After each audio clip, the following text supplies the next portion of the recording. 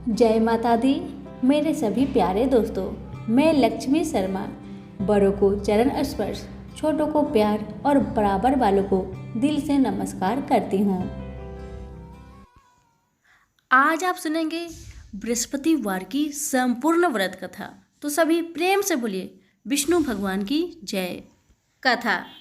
भारतवर्ष में एक प्रतापी और दानी राजा राज्य करता था। वह नित्य गरीबों और ब्राह्मणों की सहायता करता था। यह बात उसकी रानी को अच्छी नहीं लगती थी। वह न ही गरीबों को दान देती, न ही भगवान का पूजन करती थी और राजा को भी दान देने से मना किया करती थी। एक दिन राजा शिकार खेलने वन को गए हुए थे, तो रानी महल में अकेली थी। उसी समय बृहस्पति देव साधु भेष में राजा के महल में भिक्षा के लिए गए और भिक्षा मांगी। रानी ने भिक्षा देने से इनकार किया और कहा, हे साधु महाराज, मैं तो दान पुण्य से तंग आ गई हूँ। मेरा पति सारा धन लुटाते रहते हैं। मेरी इच्छा है कि हमारा धन नष्ट हो जाए, फिर न रहेगा बांस, न बजेगी बांसुरी। साधु ने कहा, देवी तुम बड़ी विचित्र हो। धन संतान तो सभी चाहते हैं, पुत्र और लक्ष्मी तो पापी के घर में भी होने चाहिए। यदि तुम्हारे पास अधिक धन है तो भूखों को भोजन दो, प्यासों के लिए प्याऊ बनवाओ, मुसाफिरों के लिए धर्मशालाएं खुलवाओ। जो निर्धन अपनी कुंवारी कन्या का विवाह नहीं कर सकते, उनका विवाह करा दो।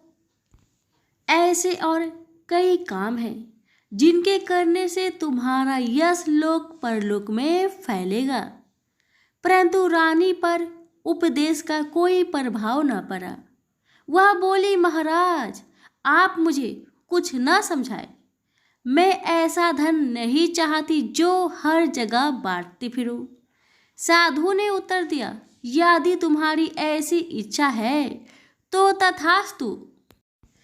तुम ऐसा करना कि बृहस्पतिवार को घर लीपकर पीली मिट्टी से अपना सिर धोकर स्नान करना, भट्टी चढ़ाकर कपड़े धोना। ऐसा करने से आपका सारा धन नष्ट हो जाएगा। इतना कहकर वह साधु महाराज वहाँ से आलोप हो गए। साधु के अनुसार कही बातों को पूरा करते हुए रानी को केवल 3 बृहस्पतिवार ही बीते थे कि उसकी समस्त धन संपत्ति नष्ट हो गई। भोजन के लिए राजा का परिवार तरसने लगा। तब एक दिन राजा ने रानी से बोला कि हे रानी, तुम यहीं रहो, मैं दूसरे देश को जाता हूँ, क्योंकि यहाँ पर सभी लोग मुझे जानते हैं। इसलिए मैं कोई छोटा कार्य नहीं कर सकता। ऐसा कहकर राजा परदेश चला गया। वह जंगल से लकड़ी काट कर लाता और शहर में बेचता। इस तरह वह अपना जीवन व्यतीत करने लगा।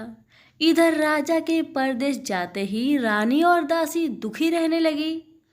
एक बार जब रानी और दासी को 7 दिन तक बिना भोजन के रहना पड़ा तो रानी ने अपने दासी से कहा, हे दासी, पास ही के नगर में मेरी बहन रहती है। वह बड़ी धनवान है। तू उसके पास जा और कुछ ले आ, ताकि थोड़ी बहुत गुजर बसर हो जाए। दासी रानी की बहन के पास गई। उस दिन गुरुवार था। रानी की बहन उस समय बृहस्पतिवार व्रत की कथा सुन रही थी। दासी ने रानी की बहन को अपनी रानी का संदेश दिया, लेकिन रानी की बड़ी बहन ने कोई उत्तर नहीं दिया।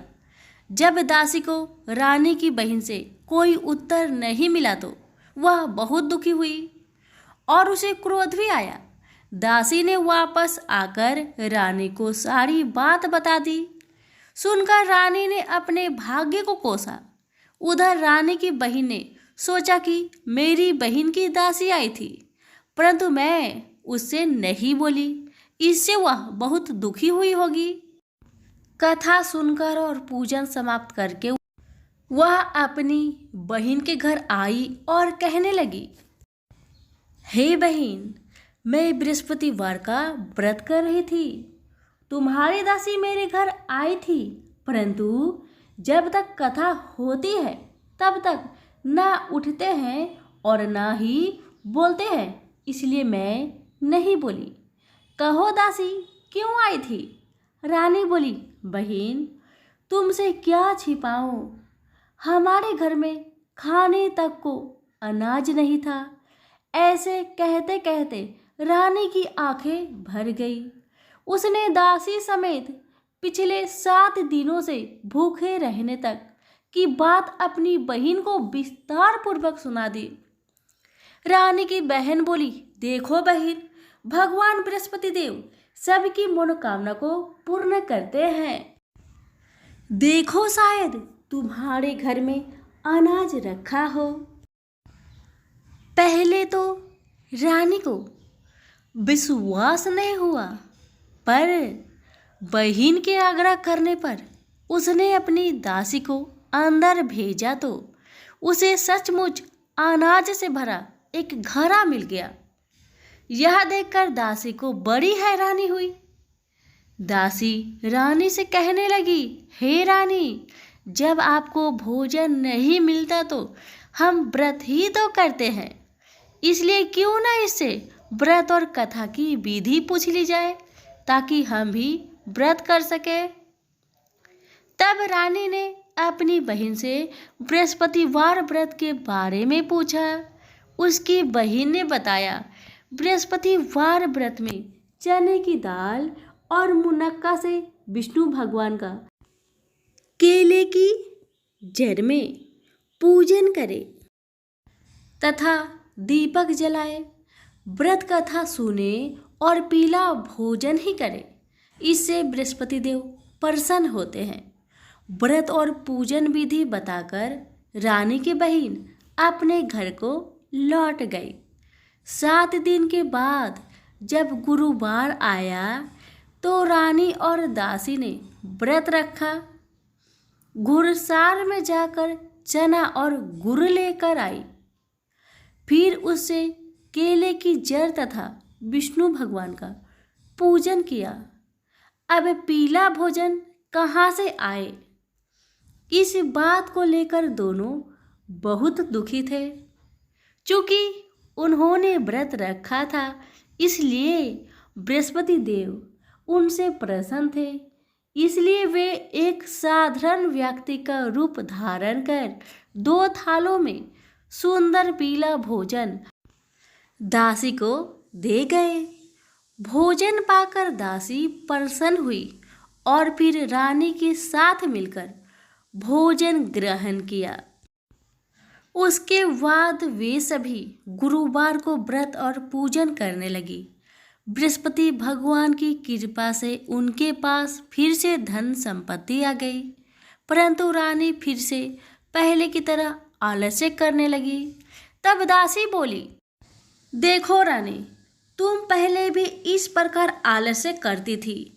तुम्हें धन रखने में कष्ट होता था, इस कारण सभी धन नष्ट हो गया, और अब जब भगवान बृहस्पति की कृपा से धन मिला है तो तुम्हें फिर से आलस्य होता है। रानी को समझाते हुए दासी कहती है कि बड़ी मुसीबतों के बाद हमने यह धन पाया है, इसलिए हमें दान पुण्य करना चाहिए, भूखे मनुष्य को भोजन कराना चाहिए और धन को शुभ कार्य में खर्च करना चाहिए, जिससे तुम्हारे कुल का यश बढ़ेगा, स्वर्ग की प्राप्ति होगी और पितृ प्रसन्न होंगे। दासी की बात मानकर रानी अपना धन शुभ कार्य में खर्च करने लगी, जिससे पूरे नगर में उसका यश फैलने लगा। बृहस्पतिवार व्रत कथा के बाद श्रद्धा के साथ आरती की जानी चाहिए। इसके बाद प्रसाद बांटकर उसे ग्रहण करना चाहिए।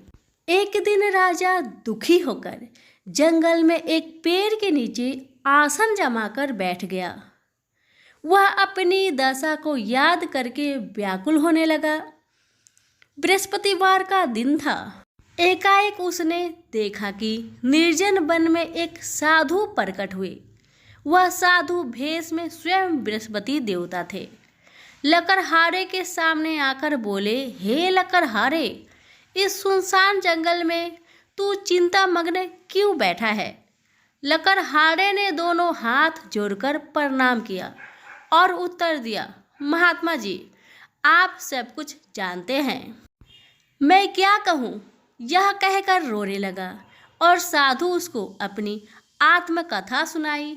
महात्मा जी ने कहा, स्त्री ने बृहस्पति के दिन बृहस्पति भगवान का निरादर किया है, जिसके कारण रुष्ट होकर उन्होंने तुम्हारी यह दशा कर दी है। अब तुम चिंता को दूर करके मेरे कहने पर चलो तो तुम्हारे सब कष्ट दूर हो जाएंगे और भगवान पहले से भी अधिक संपत्ति देंगे। तुम बृहस्पति के दिन कथा किया करो। 2 पैसे के चने मुनक्का लाकर उसका प्रसाद बनाओ और शुद्ध जल से लोटे में शक्कर मिलाकर अमृत तैयार करो।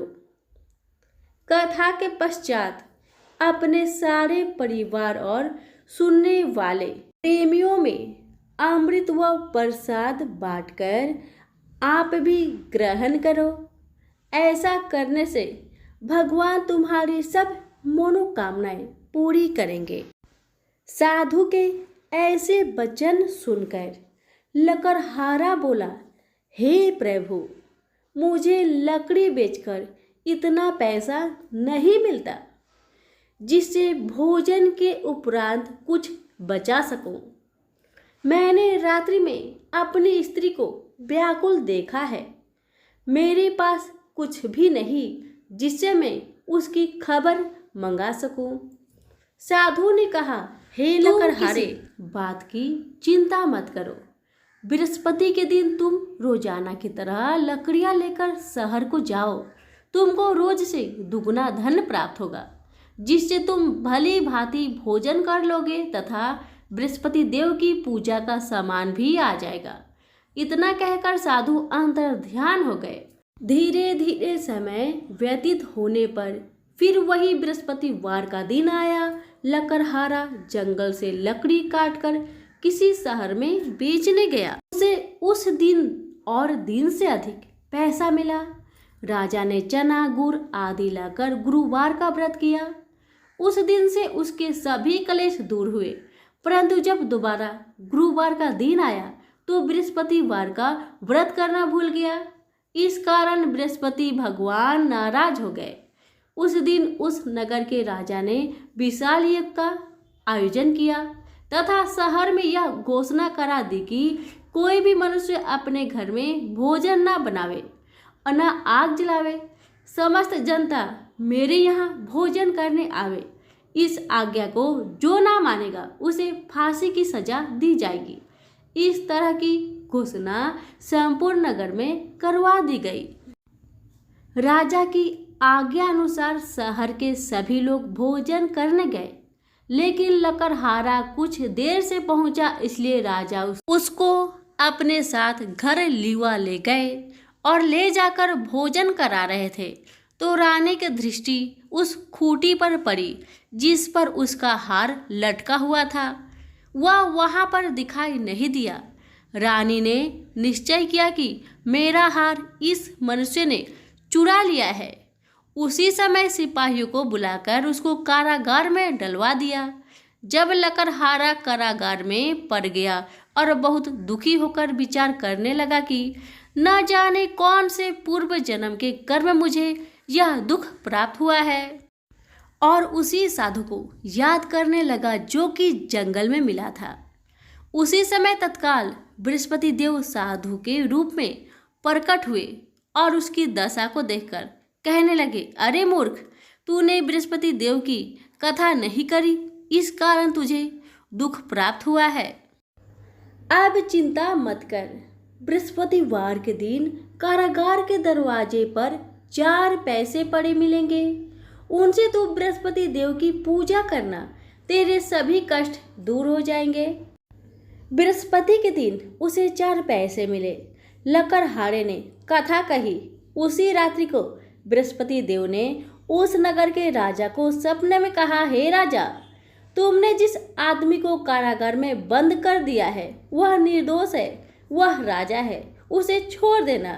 रानी का हार उसी खूंटी पर लटका है, अगर तू ऐसा नहीं करेगा तो तेरे राज्य को नष्ट कर दूंगा।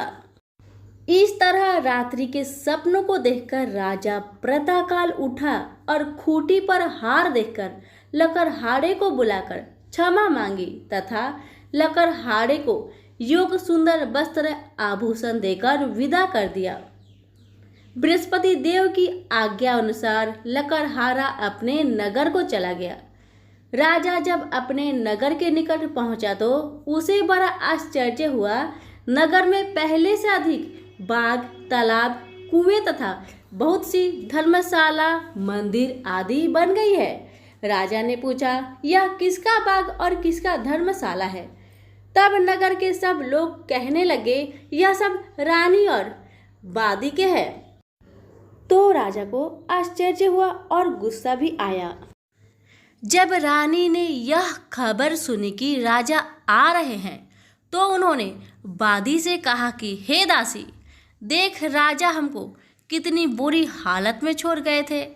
हमारी ऐसी हालत देखकर वह लौट न जाए, इसलिए तू दरवाजे पर खड़ी हो जा। आज्ञा अनुसार दासी दरवाजे पर खड़ी हो गई। राजा आए तो उन्हें अपने साथ लिवा लाई। तब राजा ने क्रोध करके अपने रानी से पूछा कि यह धन तुम्हें कैसे प्राप्त हुआ है? तब उन्होंने कहा, हमें ये सब धन बृहस्पति देव के इस व्रत के प्रभाव से प्राप्त हुआ है। राजा ने निश्चय किया कि 7 रोज बाद तो सभी बृहस्पति देव का पूजन करते हैं, परंतु मैं प्रतिदिन 3 बार कहानी तथा रोज व्रत किया करूँगा। अब हर समय राजा के दुपट्टे में चने की दाल बांधी रहती तथा दिन में 3 बार कहानी कहता। एक रोज राजा ने विचार किया कि चलो अपनी बहन के यहाँ हो आवे। इस तरह निश्चय कर राजा घोड़े पर सवार हो अपनी बहन के यहाँ को चलने लगा। मार्ग में उसने देखा कि कुछ आदमी एक मुर्दे को लिए जा रहे हैं। उन्हें रोककर राजा कहने लगे, अरे भाइयों, मेरी बृहस्पति देव की कथा सुन लो। वे बोले, लो, हमारा तो आदमी मर गया है, इसको अपनी कथा की ही पड़ी है। परंतु कुछ आदमी बोले, अच्छा कहो, हम तुम्हारी कथा भी सुनेंगे। राजा ने दाल निकाली और जब कथा आधी हुई थी कि मुर्दा हिलने लगा और जब कथा समाप्त हो गई तो राम राम करके मनुष्य उठकर खड़ा हो गया।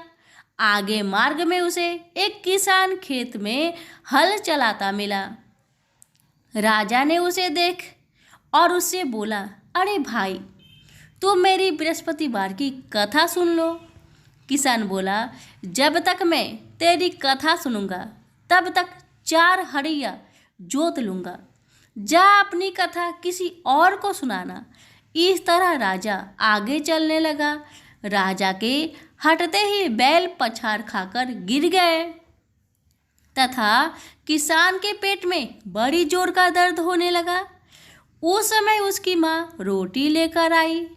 उसने जब यह देखा तो अपने पुत्र से सब हाल पूछा और बेटे ने सभी हाल कह दिया तो बुढ़िया दौड़ी दौड़ी उस घोड़सवार के पास गई।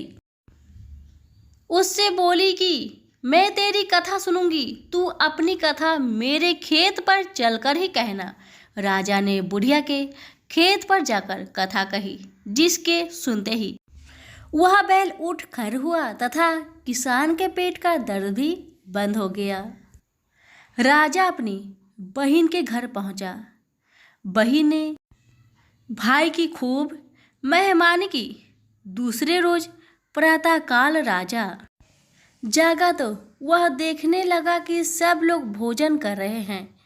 राजा ने अपनी बहन से कहा, ऐसा कोई मनुष्य है जिसने भोजन नहीं किया हो? मेरी बृहस्पतिवार की कथा सुन ले। बहन बोली, हे भैया, यह देश ऐसा ही है कि पहले यहाँ लोग भोजन करते हैं, बाद में अन्य काम करते हैं। अगर कोई पड़ोस में हो तो देख आओ। वह ऐसा कहकर देखने चली गई, परंतु उसे कोई ऐसा व्यक्ति नहीं मिला जिसने भोजन न किया हो। अतः वह एक कुमार के घर गई जिसका लड़का बीमार था। उसे मालूम हुआ कि उसने यहाँ 3 रोज से किसी ने भोजन नहीं किया। रानी ने अपने भाई की कथा सुनने के लिए कुम्हार से कहा। वह तैयार हो गया। राजा ने जाकर बृहस्पतिवार की कथा कही, जिसको सुनकर उसका लड़का ठीक हो गया। अब तो राजा की प्रशंसा होने लगी। एक रोज राजा ने अपनी बहन से कहा कि हे बहन, हम अपने घर को जाएंगे, तुम भी तैयार हो जाओ। राजा की बहन ने अपनी सास से कहा। सास ने कहा, हाँ चली जा, परंतु अपने लड़के को मत ले जाना, क्योंकि तेरे भाई के कोई औलाद नहीं है। बहन ने अपने भैया से कहा, हे भैया, मैं तो चलूंगी, पर कोई बालक नहीं जाएगा। राजा बोला, जब कोई बालक नहीं चलेगा तब तुम ही क्या करोगी? बड़ी दुखी मन से राजा अपने नगर को लौट आया। राजा ने अपने रानी से कहा, हम निर्वंशी है, हमारा मुंह देखने का धर्म नहीं है और कुछ भोजन आदि नहीं किया। रानी बोले, हे प्रभु, बृहस्पति देव ने हमें सब कुछ दिया है, वह हमें औलाद अवश्य देंगे। उसी रात को बृहस्पति देव ने राजा से सपने में कहा, हे राजा, उठ, सभी सोच त्याग दे, तेरी रानी गर्भ से है। राजा की यह बात सुनकर बड़ी खुशी हुई। 9वें महीने में उसके गर्भ से एक सुंदर पुत्र पैदा हुआ। तब राजा बोला, हे रानी, स्त्री बिना भोजन के रह सकते हैं, पर बिना कहे नहीं रह सकते। जब मेरी बहन आवे तुम उससे कुछ कहना मत। रानी ने सुनकर हाँ कर दिया। जब राजा की बहन ने यह शुभ समाचार सुना तो वह बहुत खुश हुई तथा बधाई लेकर अपने भाई के यहाँ आई। तभी रानी ने कहा, घोड़ा चढ़कर तो नहीं आई, गधा चढ़ी आई। राजा की बहन बोली, भाभी, मैं इस प्रकार न कहती तो औलाद कैसे मिलता? बृहस्पति देव ऐसे ही हैं, जैसे जिनके मन में कामनाएं हैं सभी को पूर्ण करते हैं। जो श्रद्धा पूर्वक बृहस्पतिवार का व्रत करता है एवं कथा पढ़ता है अथवा सुनता है, दूसरों को सुनाता है, बृहस्पति देव उसकी सभी मनोकामना पूर्ण करते हैं। सभी प्रेम से बोले, बृहस्पति देव की जय हो, विष्णु भगवान की जय हो। कथा पसंद आने पर लाइक शेयर जरूर करें। धन्यवाद।